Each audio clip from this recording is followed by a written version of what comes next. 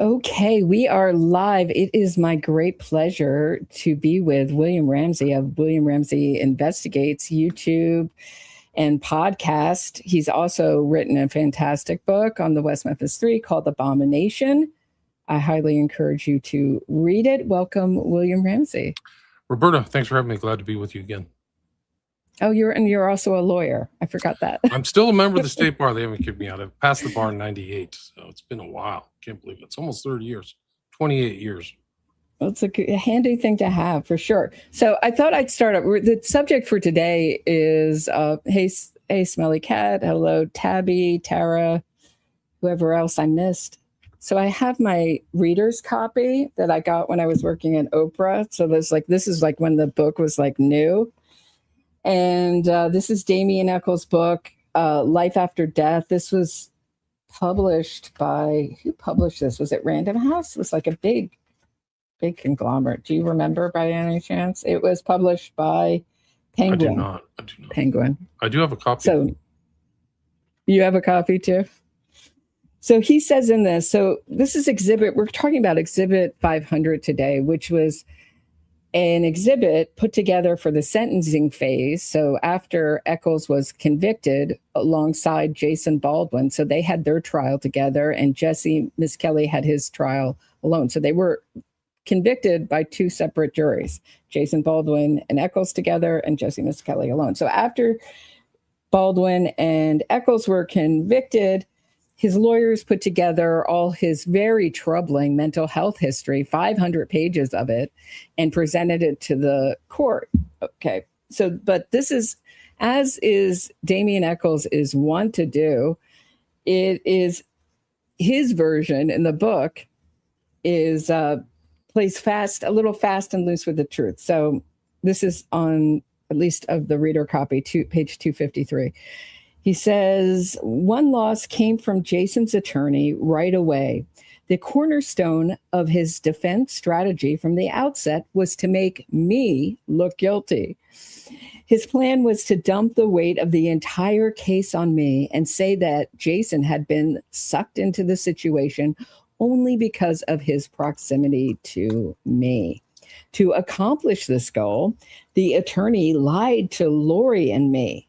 He asked us to talk to a mitigator who he believed could be helpful. Was Lori even involved back then? Did he even meet Lori? This would be like 1994. Yeah, I don't know. I don't think he'd met her yet, but okay. I don't think so. The attorney lied to Lori and me. He asked us to talk to a mitigator who he believed could be helpful in capital murder cases. A mitigator comes in after conviction and works to lessen the sentence, ideally to eliminate a death sentence. We agreed. So yeah, they make this. So this comes like way late in the book. So he's adding this in to make it seem like Exhibit 500 was part of their advocacy that just somehow went terribly wrong, instead of really part of the sentencing phase of the trial. We agreed. I spent a day talking to a woman who wove together a mental health report that came to be known as Exhibit 500. In it, she claimed I was schizophrenic, bipolar, and ending it all. Okay. And so, my words, not his, and suffered from extreme hallucinations and anything else you could think of. To this day, that report is still cited as the most damning piece of evidence against me. The woman who wrote it couldn't even testify in court because she already said in the past that she had lied on the witness stand in another case. To circumvent that little problem, she simply had another person file her report on me. That person's name is on that report to this day. Events like this honed Lori's skills, sharpened her claws, and turned her into the warrior she became. Without her strength and drive, I would have been dead long ago. Your thoughts? It's interesting he doesn't mention her name or who's involved in that, and also that it was the defense that put together Exhibit 500. It wasn't the prosecution. So it's pretty telling. This is the affidavit. I think the person he's talking about is Glory Shuttles. Glory, she goes by Glory, but she had an affidavit in 2020. But she signed a lot of the documents. He signed the documents for his defense with her. Like, I have a signed document that he signed that, like, okay, you can go and get all my information. There was a company called Inquisitor Inc. I think it was headed by Ron Lax. It was played by Colin Firth in the really terrible Devil's Knot that came out in 2013, right around the time of this book, actually. But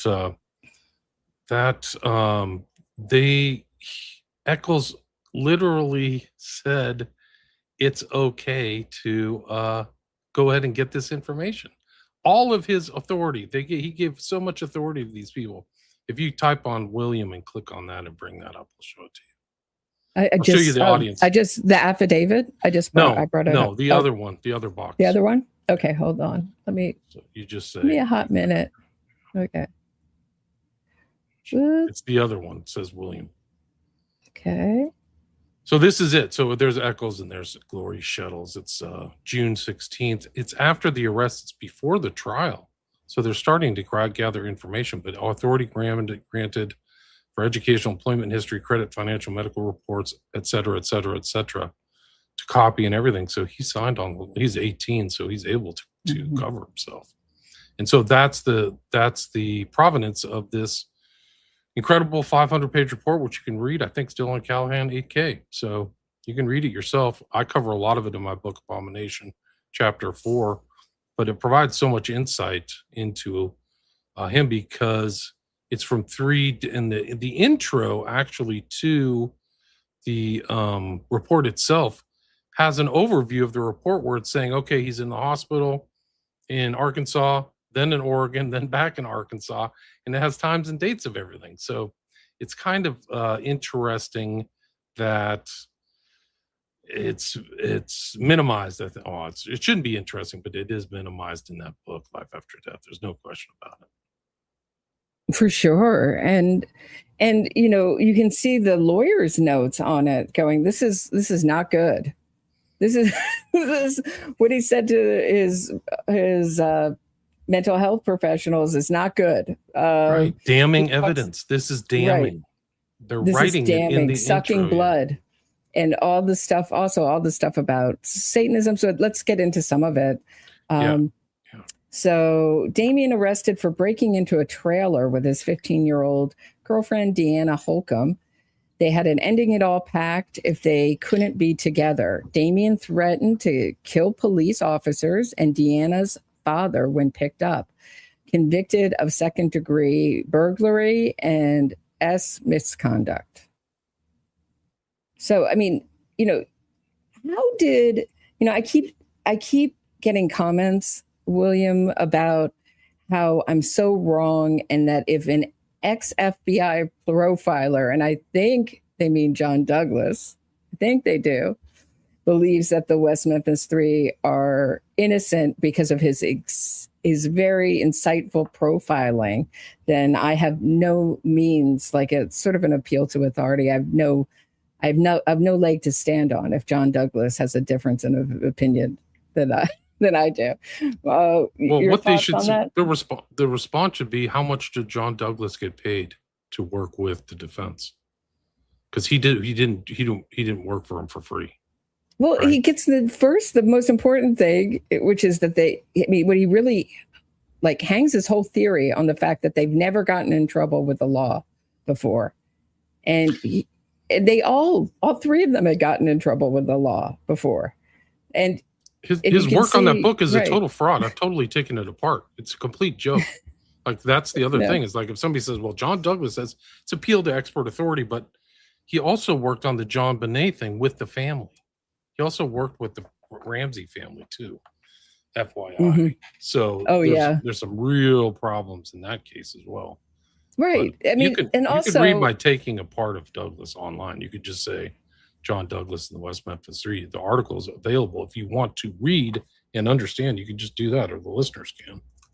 Very few crimes are actually solved with profiling. Very few. Very few. They can be sometimes a little bit helpful, but it's, very, very, very, very few of all the true crime cases. I think people like it because it's almost like fortune telling, I think it's a guy who's single, who's like this. And it maybe gives us another way to think about some of these crimes. But as far as accuracy, and actual real usefulness, I don't know, can be kind of controversial too. So I think I actually put it as a later appendix on my book too, is that that whole thing that I wrote. It's FBI profiler John Douglas in the release of the West Memphis 3. I'll put it in the show notes so people can take a look at it. But I mean, he literally said, I saw nothing in the records indicated that they were violent. And right. he ignored the 6 confessions of Miss Kelly. They all do. He wrote this in a book. This is so important. Damien and Jason had no indicative violence in their past. Right. I'm sorry. I thought it was a record. I'm sorry. I'm mischaracterizing it as a record. I thought he said they never got in trouble with the law. That is a verbatim quote. That's verbatim. Okay. That's what Douglas wrote. And it's really easy because people defer to authority. They think the FBI's up and up, which if you know anything going on, it's really not. But it's okay. But Douglas is sus. He's super sus. And so is Lanning. He quotes Ken Lanning too, who's also very sus.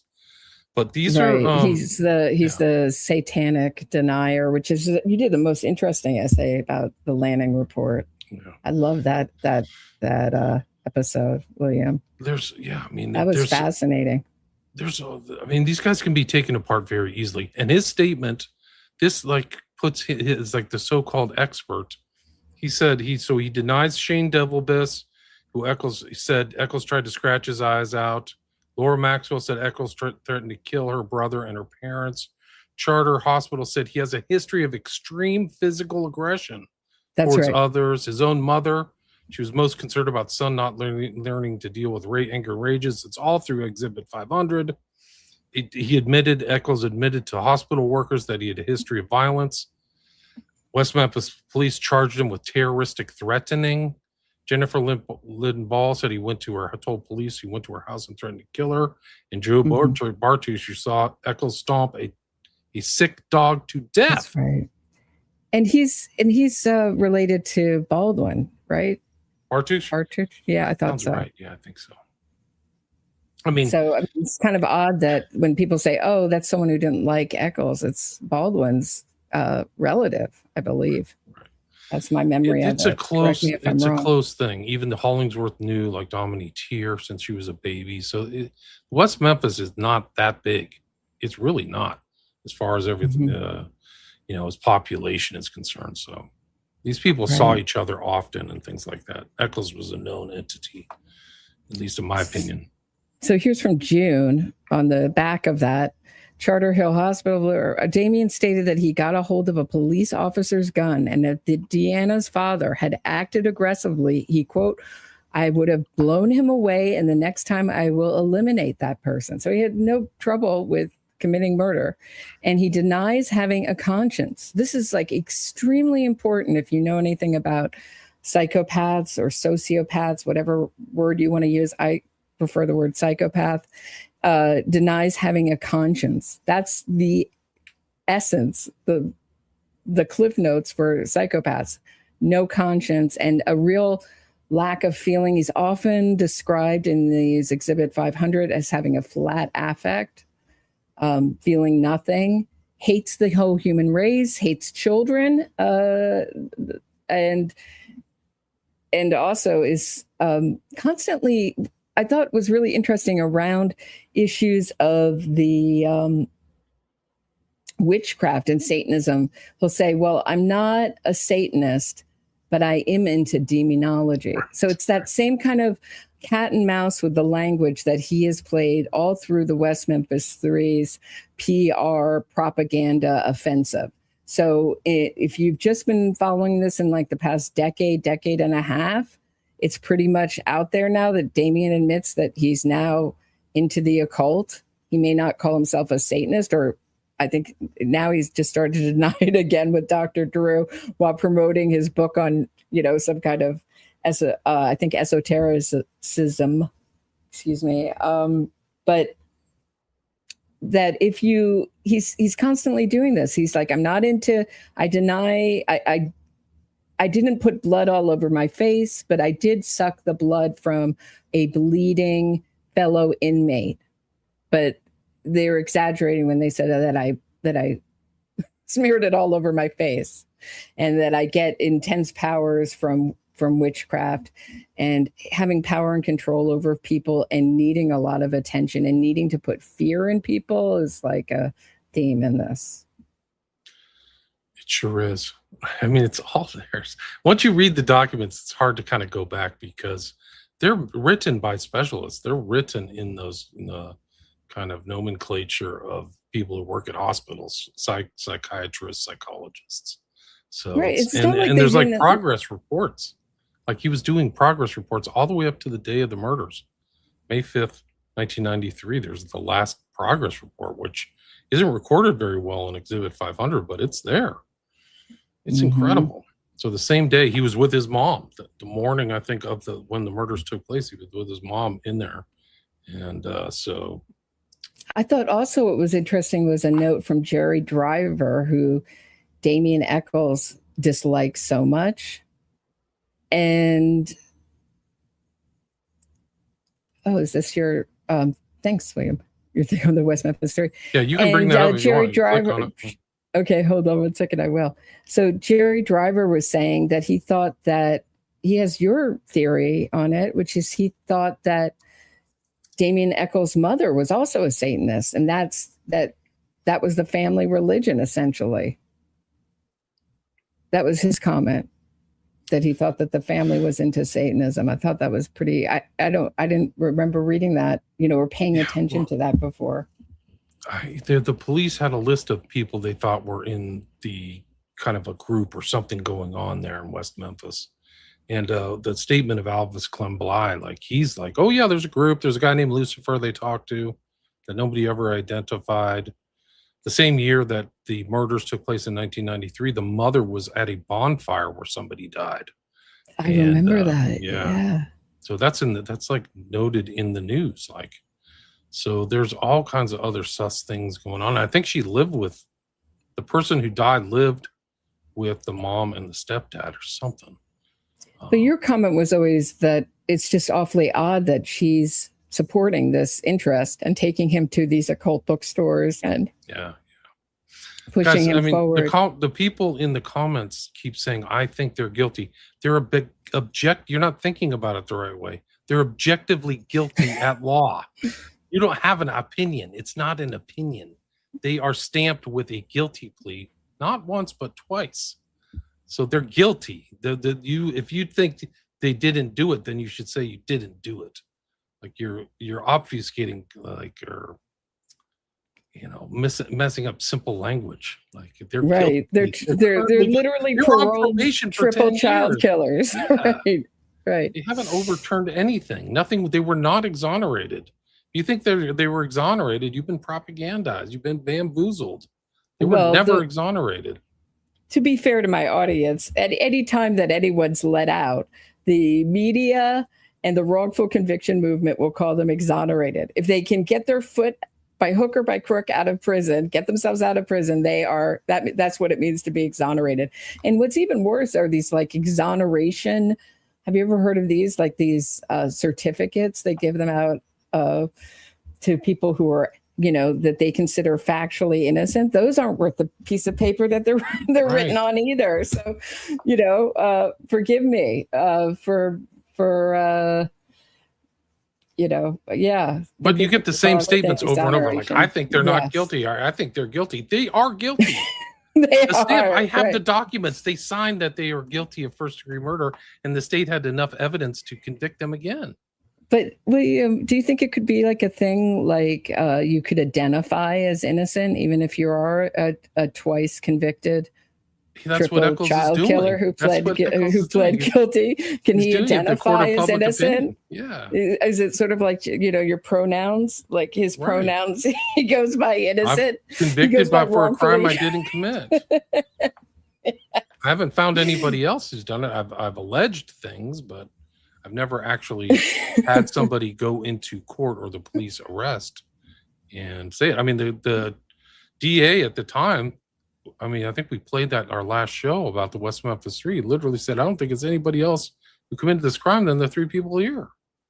Right. You got to see the end of the actual PR conference they did after they took the Alfred plea.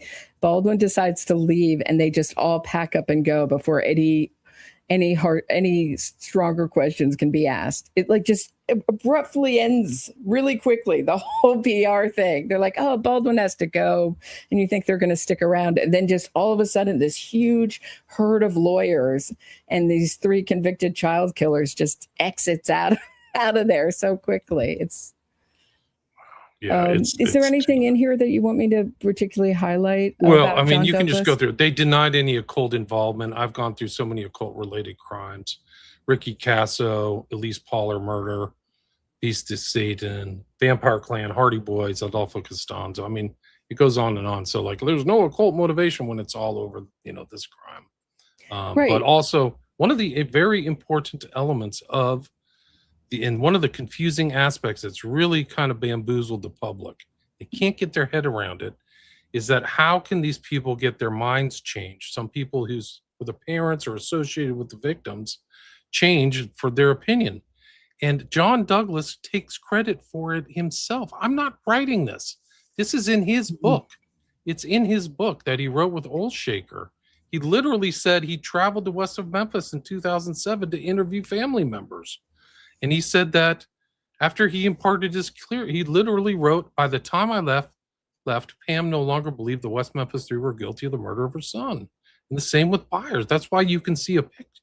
It is the most bizarre thing to see a picture of John Mark Byers, who was in at least two of the documentaries, who was accused of the crime by both Echols and Baldwin, with Echols hugging Echols.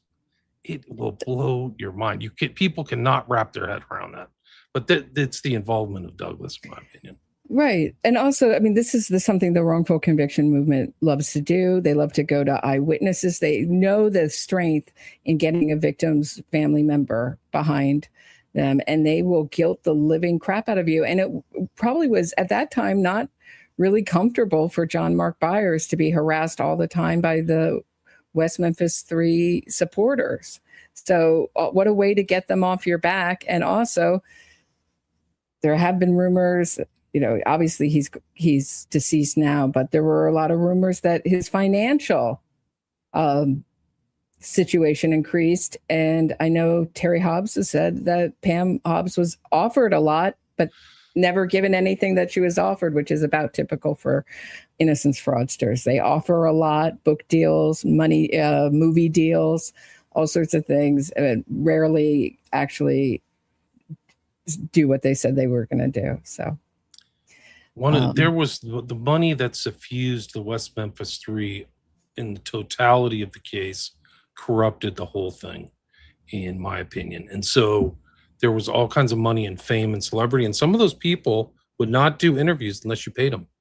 So it became kind of like a celebritized, like, cultural degradation thing. Like, wow, like you really need to get paid to give your side of the story. And it was weird because I talked to some of these people about being on shows, and I was like, oh, wow, so you do need money, or you want to get paid substantial, like $500, $1,000. Yeah.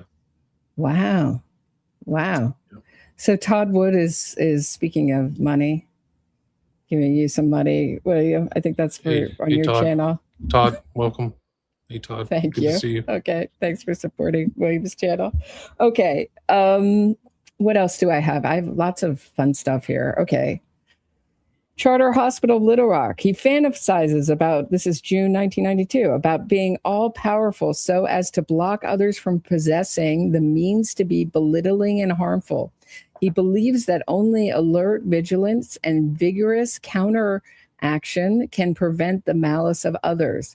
The desire to gain power and demean others springs from animosity and a wish to vindicate past grievances. Although frequently unsuccessful in these aims, this teenager believes that past degradations may be undone by provoking fear and intimidation in others. So, I mean, people will say, I mean, there will be, if you're a West Memphis 3 supporter, no amount of evidence will ever be enough. There will always be some sort of unreasonable doubt. Maybe the police fed Jesse Misskelley all these post-conviction confessions. I don't know what the point of that would be, with his lawyer begging him not to confess and his hand on the Bible, but okay. What West Memphis 3 supporters will say is that none of this is evidence that he killed 3 kids. Correct. But it's evidence that he definitely would fit a profile of someone who would be quick to violence and might hurt 3 kids. No? Right. Well, I think that's the thing. It's like John Douglas. There's no indicative violence when there's just a whole host of things, especially Exhibit 500, in addition to other statements and things. So right. He's starting fires. He's trying to gouge out. Making his fingernails into points and trying to gouge out a classmate. You mentioned abuse to animals. I mean, these are all the red flags for violent psychopaths. It's all there in the files, guys. Like, the lead up to the events is like all there. It's all written about. It's really something else. And some of these people are like, we didn't even know he was on disability. When they tried him, I don't think his defense attorneys knew that he was on disability. And there's a disability determination in the Exhibit 500. Mm-hmm. So, like, what are you on disability? Like, what do you need to be on disability from? And I think his mom was on permanent disability. Like, I don't think she ever worked. But what were his complaints? Where he said he was homicidal and he was a sociopath. Those are its own handwriting, own words. What more do you want? He literally applied for disability in February 1993, and he claimed that his mental illness left him unable to work. I know. There's a supplemental interview in there where he writes, I am a sociopath. Describe your pain. Echols wrote, mentally disturbed. Describe any changes in these things since your condition began. I am a sociopath. Like, he literally writes this. I didn't write that. The Social Security Administration determined that Echols was 100% disabled due to mental impairments. He was provided the Million Adolescent Personality Inventory. The results were blunt. Fearing that others will dominate and possibly brutalize him, he puts forward a socially blunt and aggressive public posture. He fantasizes being all-powerful, as to block others from possessing the means to be belittling and harmful. Often loses tempers, gets into fights, and acts in a daring fashion. Right. Presenting problems. This is 1992. Homicidal and psychosis checked off. Okay. This is not like a little bout of depression. This isn't a blue kid. This is a very seriously disturbed, violent, scary, a kid whose own parents are afraid that he's going to hurt some of the children in the home and themselves. Either he's going to kill us or he's going to kill the kids in the home. And here we go. We'll move on to the next one. Charter Hospital of Little Rock. He discussed issues of power and control. He states that he could make things happen. He believes very much in magic. Is that spelled correctly, William? I don't think so. I don't think the doctors knew what kind of magic Echols was talking about. Like the way he spelled it in his book, High Magic with a K, I think is more. What's the difference between magic with a C and magic with a K? Magic with a C is kind of like the Cat in the Hat magic, what you see like David Copperfield. And then this magic is kind of like the more occult, like ceremonial magic, where you are doing rituals and doing things in creation, like in conformance with your will, kind of like what Crowley would say. So I think he's an acknowledged member of the OTO. He's self-described as a Thelemite to OTO members. He actually had his own library, for people who don't know, in the OTO chapter in Arkansas. So. That's right. Yeah, all those books, Tons of books found at his neglected storage locker. He's constantly talking about books, reading books, going to the library by his own admission. Yeah, over and over. I think that's it. Is that all? Is that well, all you can bring up the Exhibit 500 if you want to go through some of the stuff. Yes. Oh, wait. You can see the outline. He's had 3 psychiatric hospitalizations. Each has been associated with anger, thoughts of killing others, and thoughts of ending it all himself. Denies that this has influenced him, stating, "I just put it all inside." Describes this as more than just anger, like rage. Sometimes he does blow up. Relates this happens. The only solution is to hurt someone. I mean, I pointed that out to a West Memphis 3 supporter, and they were like, well, that doesn't mean he killed anyone. I mean, it's so frustrating, the gaslighting that you go through, you know? Yeah, I do. With these I know things, it all right? too well. I've argued with every West Memphis 3 supporter. I've done it all. Like, it's like some of these people you're just never going to reach. They're never, and they also go as far as to think you're obstructing justice for pointing out facts that were determined in a court of law that have not been overturned. So, do you know what I think is so hard though about the West Memphis 3 is that I don't think that there is another case that so uniformly, maybe Amanda Knox is close, but where the American press just supported the West Memphis 3, our mainstream press, so uniformly. I mean, they were on The View, they were on whatever, you know, Piers Morgan, Tim Pool, just a lot of his supporters are around. This guy, Rolling Stone multiple times, big love letter, pleases New York Times. Yeah. Right, New York Times, big love letter review of his book, big love letter stories to him. It never anything factual. The New Yorker, which is a big innocence fraud rag, same thing. They were released because of new DNA evidence. But did you see? Wait, hold on. I think I had this up. Let me just. I just sent this to myself, so I just wanted to pull it. Yeah, let me just pull it up. 1 second. But did you see that after? So last time we were discussing Dr. Drew, William, and now right after he was on Dr. Drew, this is from West Memphis 3 Facts on Facebook. Also great website. It's linked in this episode's description. We haven't seen, okay, so Damien's, oh wait, no, this is the wrong thing. But basically he says, sorry. He says that that's the crash out, right? Yeah, no, I saved it, but it's like on West. Hold on, let me go get it. I tried to find it on the website. It's not on their website. It's on Facebook. It's on the. Let me see if they'll let me log in without like a whole freaking now with this like whole double checking who you are. It just takes forever to even just get in, but hopefully they won't give me a hard time and give me like codes and craziness that they are going to give me codes.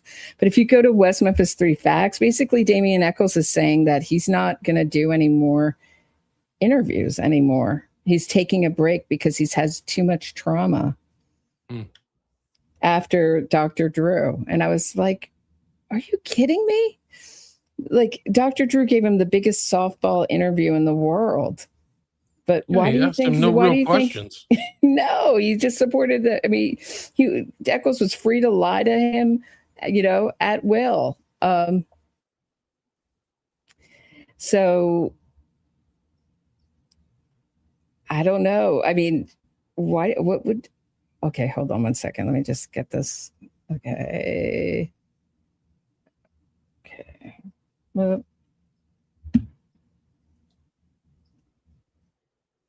Okay.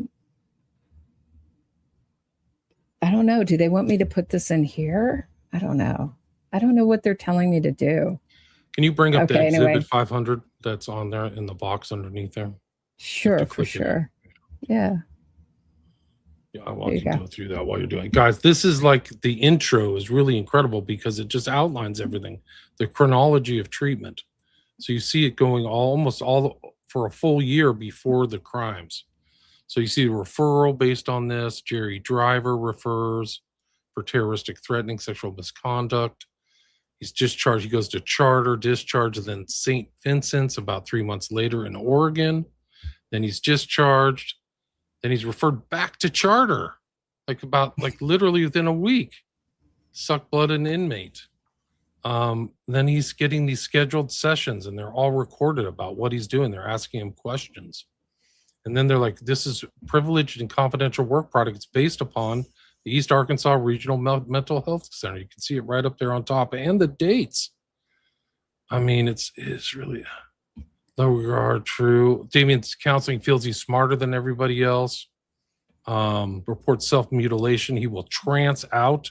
So there are things in here where he's talking about dissociation, amnesia, and trances, which if you kind of do the mind control MK Ultra reading, these are really strange things where he's undergone probably so much trauma that it has changed his brain into dissociative states. And there's reflections in these intake documents and the doctor's documents where like there's no effect. He's just sitting there.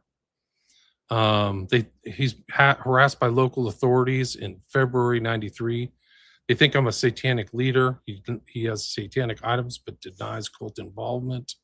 He has been interested in witchcraft for 8 years, guys. That means since he was 10. Okay. Mm-hmm. This isn't me. This is them. This is somebody. This is in these documents. And you can see the Bates number. Like that's how it got its name, Exhibit 500. This is document 7. This is on the very bottom, 000007.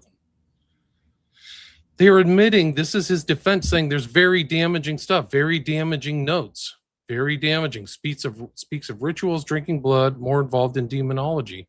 Cannot remember early tantrums. So he's been practicing witchcraft for 8 years, but he has some kind of amnesia.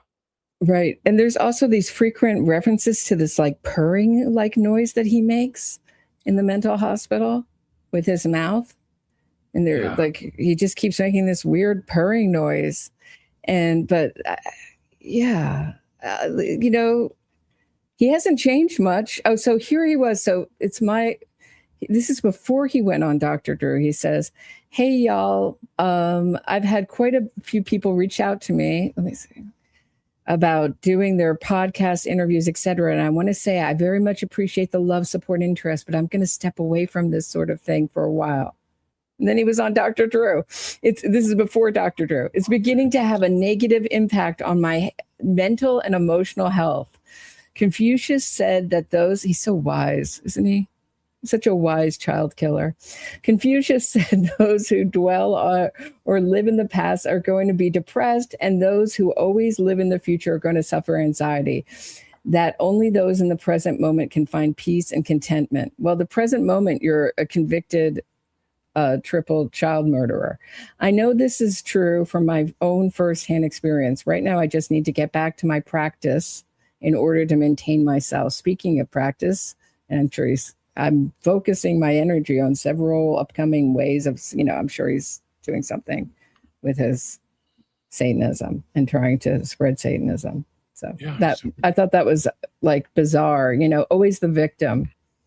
It's killing him to actually talk about. So painful, like the whole right. So painful. Re-traumatization of his conviction. Meanwhile, when he was on trial, he was sticking out the middle finger and arrested, sticking out the middle finger at the victim's parents, and basically laughing through the whole thing. And when he was on death, facing the death penalty. So even his own lawyers are like, this is awfully weird, There's videos of him from the first documentary, Paradise Lost, where he's like, I don't know. He's like laughing and like, it's like not appropriate for the circumstances. It's crazy. It's amazing. Can I bring in one of your amazing videos? Wait, hold on 1 second. And we'll get back to this, but here's just more of his lying. I mean, he lies so much. I can't even keep track of it. It's like decades of just lying and lying and lying. This is the cover of William Ramsey's book, Abomination, Devil Worship, and Deception in the West Memphis 3 Murders.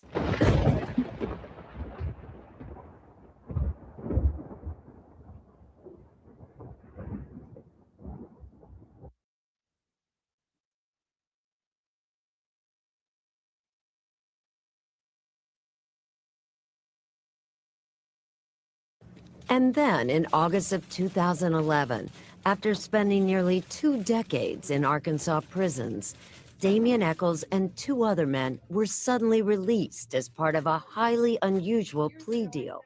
Most people have nothing like that in their frame of reference, having to live every single moment of your life on guard, even while you're sleeping. You never go into a deep sleep. You always have to be ready for the next person that's going to try to hurt you. He's in solitary confinement Always 23 have out to of be ready 24 hours a day. Right. And also, when you read his mental health records, he always had issues with sleep. Always had trouble sleeping his whole life. He slept like this. It's not like he just went to prison and had trouble sleeping. And death row is a walk in the park compared to the general population, compared to what Jason did. You know, you have your own TV, you're in solitary, you're protected. It's clean. It's like having a single, you know what I mean, in college, right? This person that's going to try to hurt you.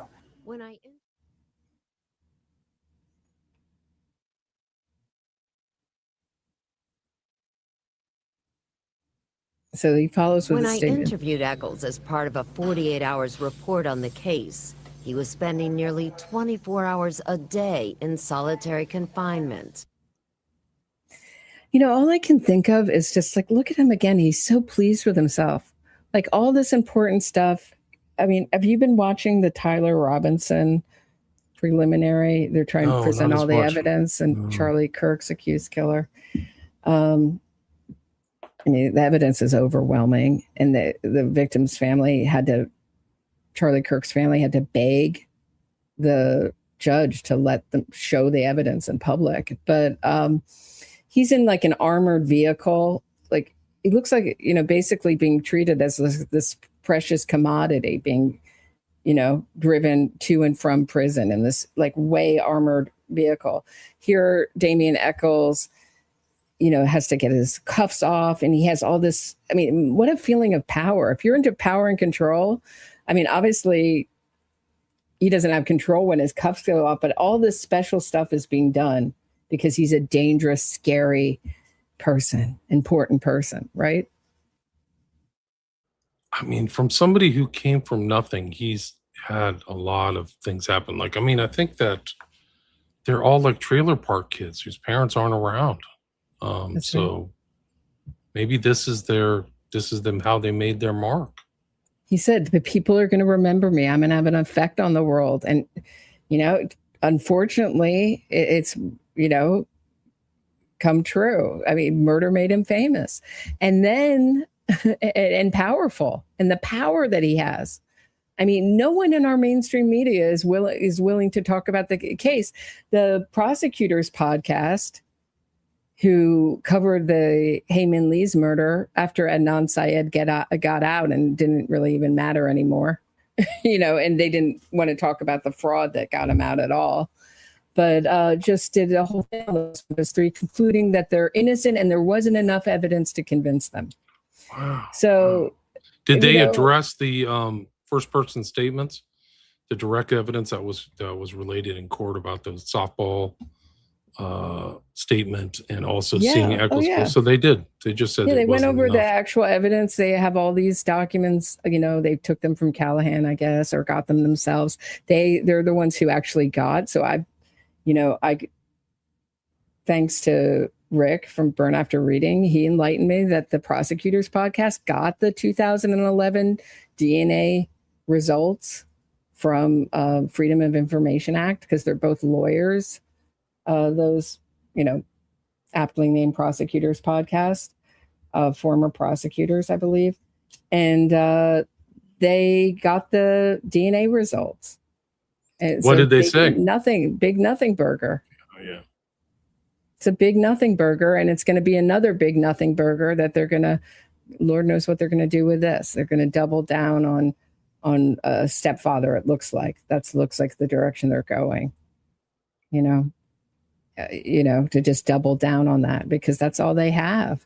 But so many people believe it to be true. But my point was like, don't you think that this is a hard case? Because if the mainstream media is so inaccurate about covering this, what else are they lying about? Like, Right. It really does kind of, this is the case that really opened up my eyes to like starting to look at other cases and making connections to the way that, they're finessing the Richard Glossop case in Oklahoma. That was a case I looked at right around this time. West Memphis 3, Adnan Syed, Amanda Knox, it goes on and on and on and on. I mean, I've covered like, I don't know how many innocence fraud cases on my channel. So it's like, it's not Central just Park this 5. It just Central goes Park on 5, and on. the Rosenbergs, Making a Murder, Sacco and Vanzetti. Oh God, what else? I mean, yeah, right. It goes Making a Murderer. Yeah, you could go on and on and on and on. Like it never gets tired. Americans love this story. Yeah, it's like a cultural thing. It's something strange where they don't trust the government, they don't trust the court system, the process, and they're in for a better story. They're interested in a really good story than the facts, like the cool, Right. dispassionate hunt for truth. Because if you're like dispassionate and want to know the truth, you can read these documents. They're available. You just click on the Calais and AK link. It's not that hard. Right. It's linked in the description of this episode if you guys want to read these yourself. Shall we continue on? Yeah, we can. I mean, there's here? just this is Yeah. a 500-page document, guys. You can just go through it. I mean, Okay. it's just it's an incredible document. It's like a 2-minute video, so I just wanted. We're halfway through. So As part of a 48 hours report on the case, he was spending nearly 24 hours a day in solitary confinement. he had to defend himself at any moment, and then he was dying, guys. He was dying. That's why we had to take the Alfred plea, because he was dying. The state was trying to kill him. That's another thing these anti-death penalty activists will say. The state was trying to kill him. First of all, like, that was his punishment. We do have the death penalty, but certainly it wasn't the way that Stevie, Michael, and Christopher were killed. I mean, he's given a way heads up on when his last minute on Earth is, and killed in the, and extinguished, gotten rid of in the nicest way possible. Hardly a analogy to the way that this crime was done. No? Did I just lose you? Yeah, no, I'm here. Yeah, you're right. I mean, they always say that the state is trying to kill us, like as if it's like it's a second murder. No, it's not. It's hardly anything. They went through a not penalty the fears phase, of- guys. They were convicted, and then they went through the penalty, and they affirmed it, and then they went through an appeal and affirmed that. You can read the appeal. Like, they affirmed everything from the lower court. I don't think they changed the thing, the upper court. I believe that's the Strand bookstore downtown, and I believe that's just because he was living at Peter Jackson's at the time, and how had this big place, gave him his huge apartment downtown. But that's the Strand bookstore always has, like, I may be wrong, maybe another bookstore, but it just looks like they're red writing and the way that they do things. It kind of looks like that street, but Followed when he left Arkansas for a new life in New York City. It's just like this free-floating anxiety. that's the Strand bookstore for sure. I've been injected into this whole new world, and I'm having to learn everything. Didn't it feel a little like a deal with the devil? It was a deal with the devil, but it was also a She's like the go-to reporter for innocence fraud. Yeah, she's one of the Erin Moriarty. worst journalists in America. Yeah, Lonnie Surrey. She also helped Ryan Ferguson, another case I've covered on this, another killer who got his conviction overturned. Deal I really didn't have any choice but to take if I wanted to live. My health was going fast. I was dying in there. I knew if I didn't take that deal, I was never going to live to see outside those walls. I also never forget that the West Memphis 3 had a PR agent, full-time PR agent called Lonnie Surrey, who I remember him calling out Aaron Moriarty, that journalist we just mentioned, on Twitter and thanking her for all her good work. So when they want an innocence fraud, a narrative sewn together, she's their like go-to.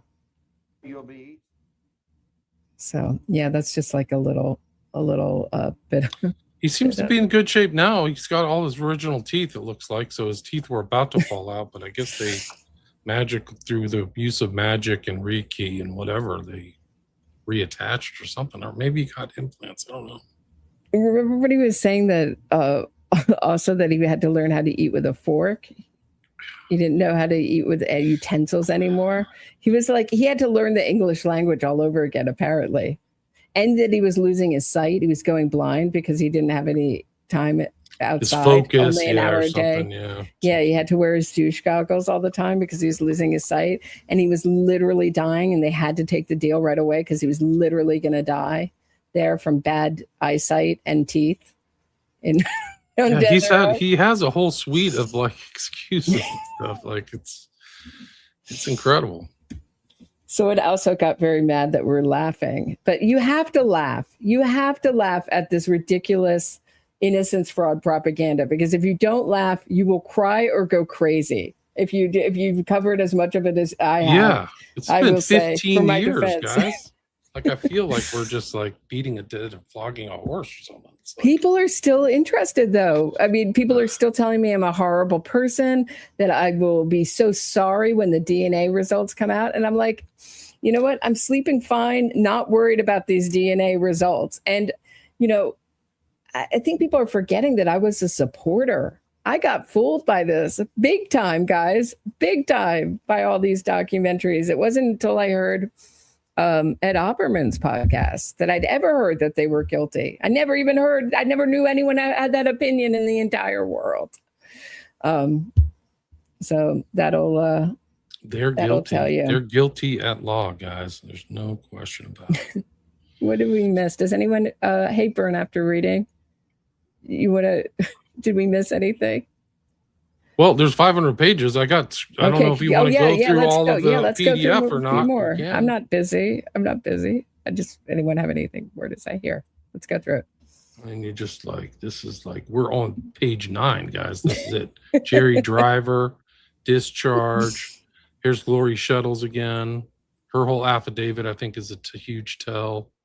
Can you talk a little bit more about her affidavit? I thought it was pretty she followed up like in 2000. She actually was you mentioned it at the intro, and she was the one who was spending a lot of time with Echols.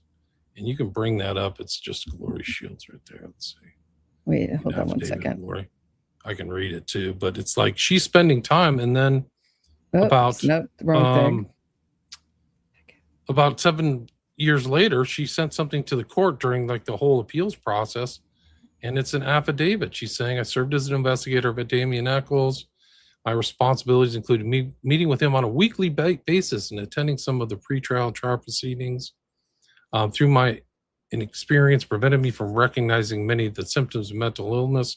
I now understand the implications and relevance of the behaviors observed. And she's observed stuff.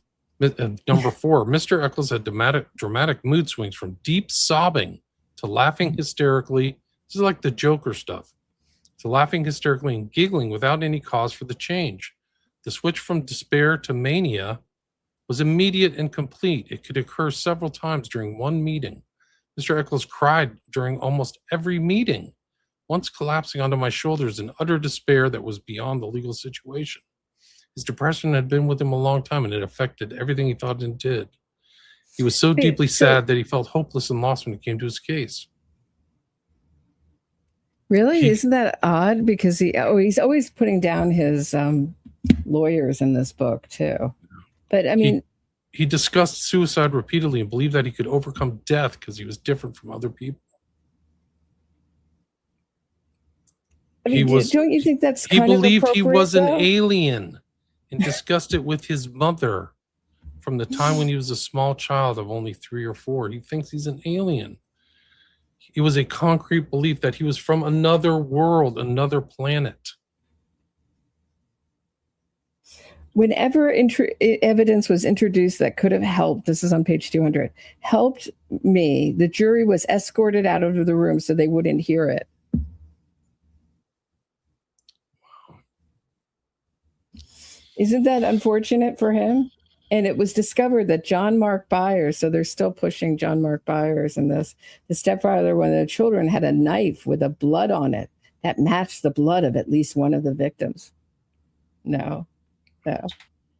My lawyers were not permitted to ask him directly, did you murder those children in the presence of the jury? Why? Because they were told he wasn't the one on trial here. I was. It wasn't really a trial, more like a formality to get out of the way before the guilty verdict. I mean, LOL. Guys, you're dealing with somebody who's not well. He wasn't well for a while. I don't know if he's improved or anything, but back then, but dangerously unwell, dangerous, violent, dangerous. There's like unwell, where you feel sorry, like a sad sack. That's sort of what he's trying to paint himself. Oh, I had some depression. I was like a sad sack. I was like a blue kid. This is like violent, wants to kill, has no trouble killing. Wants attention for his dark urges, is upset. I mean, goes from one dark subject to the next, obsessed with power and control, feels empty. I mean, he's correctly, he's not out of touch with himself. He correctly, identifies himself as a sociopath or psychopath or antisocial personality disorder, whatever you want to call it. He did back then. That's for sure. There's absolutely no question. Well, I think he knows what he is now. I mean, he knows what kind of person he is now. He knows that there's something wrong with him. He knows he's empty. He knows he doesn't have empathy. And he talks about, at one point, he talks about how that he believes that people are, and this is the whole inspiration for my channel, channel logo. He says he believes that people are wolves and sheep, and that wolves eat sheep, so that he identifies as a predator who dines out on the dumb, what would you call it? Dumb masses. The herd, right. That are all, cattle. I'm just looking, conforming is the word I was looking, conformist. And he's a nonconformist. But so, my logo is a wolf in sheep's clothing, because that's really what Echols, that's where I got that, fixation with that image. It's so many of these killers have that same kind of thing. They want to be a wolf, not a sheep. They want to be the person, and it gives them immense feeling of power and control to commit violence and to play God. But it's interesting. The fixation on power control is because he doesn't have any power or control. I think that's really it. Like, he didn't grow up with money, access to education, stable family life. So it would make sense that somebody, at least in my opinion, that somebody would really want that, because they didn't have it. These guys grew up in a really terrible background. Like, you read their family lives, whether it's Miss Kelly Baldwin or Echols. It's really unfortunate stuff. Like, he told stories, I don't know if they're real or not, but like literally in a shack, growing up in a shack, and they're spraying like pesticides and like super poverty, like really, really bad stuff. Like, and then a trailer with his mom, like.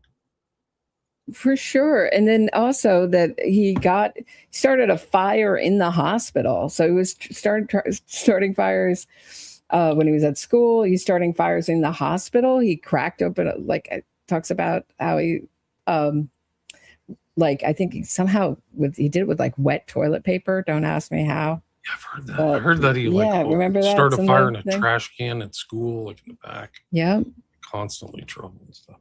I mean, these are all the textbook signs of someone who's going to be violent. And William Ramsey and I were discussing the one medication that he's on is impuramine. It's also described in the files as tofranol. It's the same medication. And that is also often given to kids who bedwet. So I've often wondered if he was a bedwetter, but it's to take that same medication at night at 50 milligrams. And then once he goes to the mental hospital, they up it to 150 milligrams. So it's like an old school antidepressant. So yeah, that would be, these are all the signs of children who would be like flat red flags for a violent psychopath, hurting animals, starting fires. Another one is bedwetting. Those are some of them. I don't know if he was a bedwetter, but he's on a drug that certainly was given to children who were bedwetters. Right. Yeah.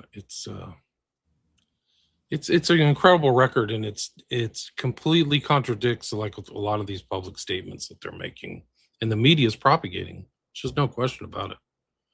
Like, it's incredible. It really is. Yep.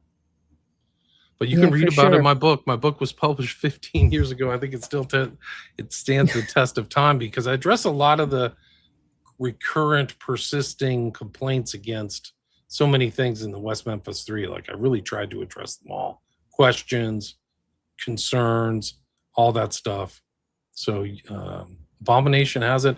And like, you played those videos. I have probably 40 of those type of videos about the West Memphis 3 on my social media on Twitter. You can just scroll through it. Type in West Memphis 3 in the search bar on my feed, and you can just watch them. It's like a full documentary that contradicts their stories. So. I mean, if we, I like them because they're just a reminder of the past lies, because, these killers seem to get power or get at least enthusiasm for their new lies from these innocence fraud campaigns. And they always are coming up with new lies or honing their old lies. So it's really hard. I think what these killers like to do so much is mix it all up. So it's really hard to discern what he's talking about with Exhibit 500. So they put it way at the end of the book when it should come way before, like right at the trial, right after the verdict to the sentencing. But instead he puts it like after he's met Lori Davis, and that it's something that Lori Davis did to help him get out of prison. And Lori Davis, became such a strong advocate from that experience with Exhibit 500 when she wasn't even in the picture in 1994. When did she show up? I don't even after know. The documentaries. Yeah, it's after the documentary. After she saw the documentary. So she was not on the scene, but he's mixing up time. He's playing with time. He's rightfully saying that it happened during the sentencing phase, but he said after the verdict, meaning like he's putting it in the terms of like a innocence fraud campaign, which usually don't happen until about like 14 years after a conviction. So he's putting it in that time frame, not like right after the conviction.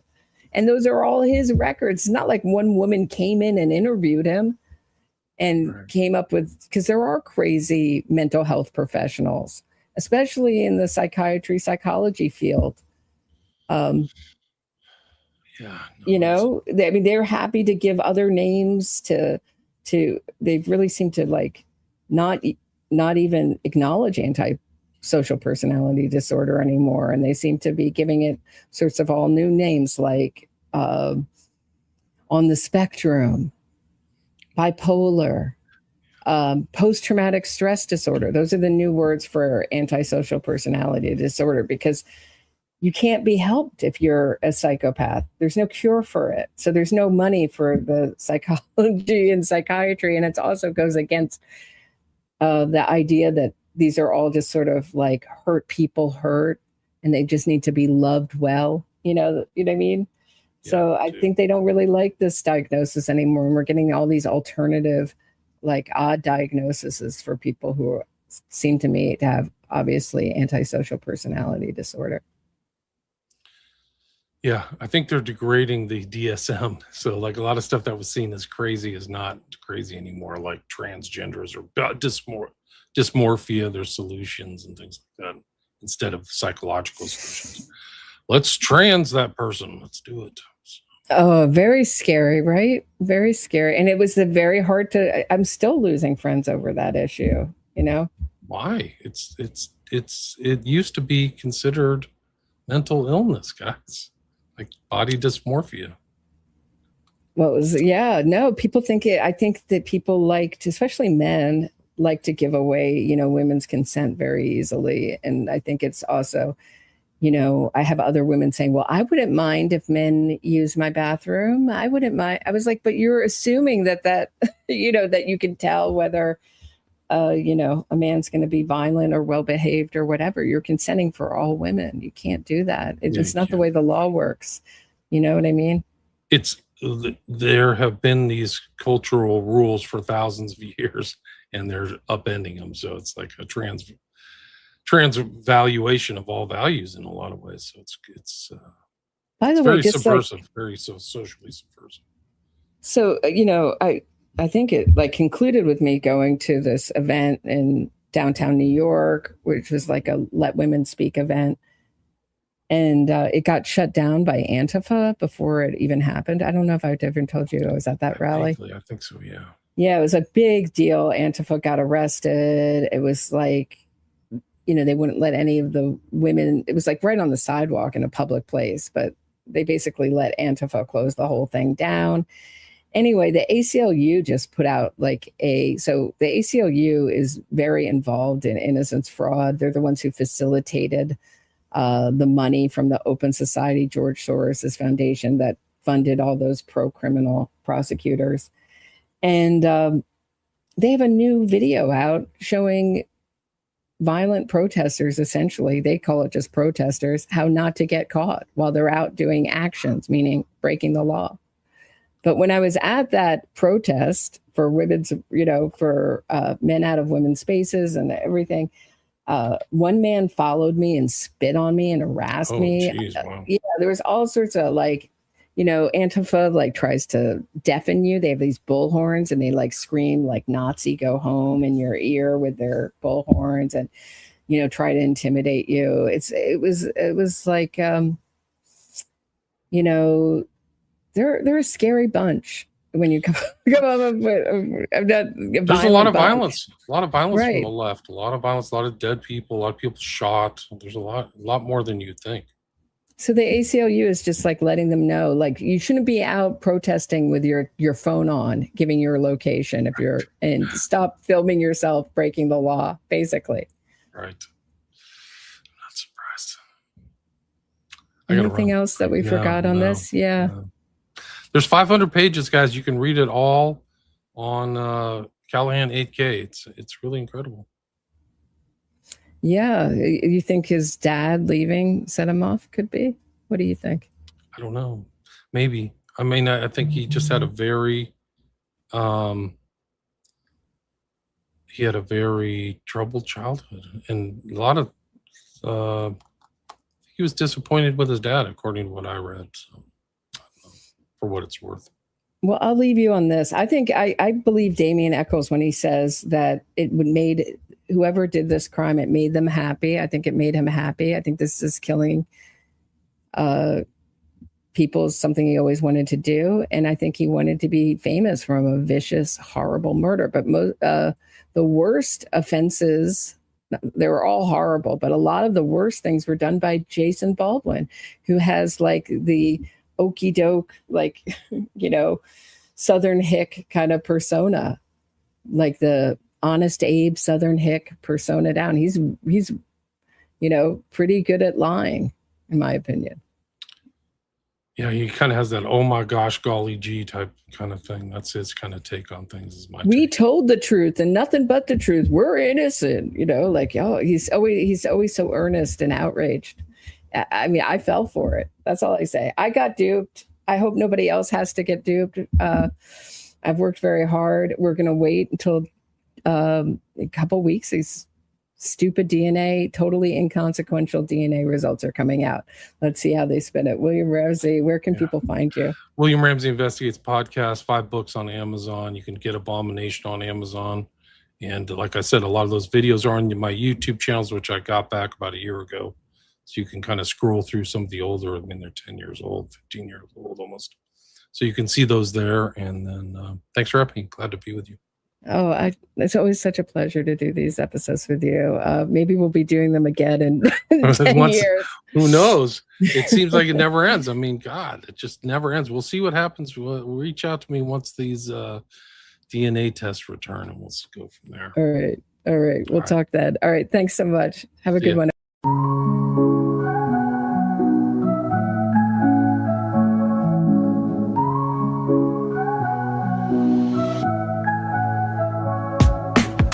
Mic check, Roberta strides through the static haze. True crime Gotham where the shadows play their plays. Fraudsters fold when a spotlight beams. Fact-focused queen busting propaganda schemes. Glass shatter lies echoes through the streets. Standing for victims, giving voice their beats. NYC pulse, truth sharp as night. Roberta exposing, she's the anti-fraud light.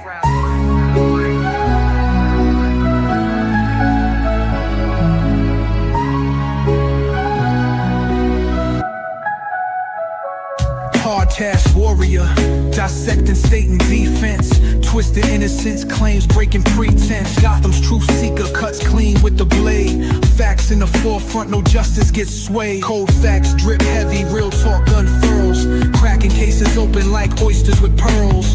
Innocence gimmicks crumble to dust in the wind. For victims, her creed, justice till the end.